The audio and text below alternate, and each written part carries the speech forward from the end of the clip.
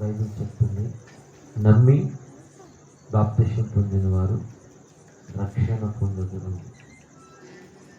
నమ్మి బాప్తిసం పొందిన వాడు రక్షింపబడును. కాబట్టి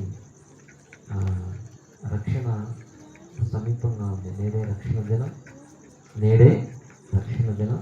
ఇదిగో ఇదే మిక్కిలి అనుకూల సమయం. కాబట్టి ప్రభు రెండవసారి రాబోతున్నాడు.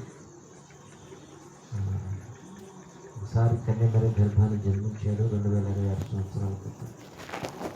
ఆయన చెప్పాడు, నేను నా సింహాసనం మీదకి వెళ్తున్నాను, పరలోకం, నేను మరలా భూమి మీదకి వస్తాను.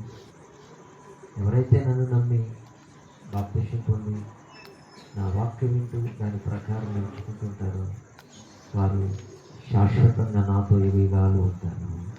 మరణం లేదు, మరణం లేదు, మరణం లేదు, నిత్య జీవం ఉన్నది.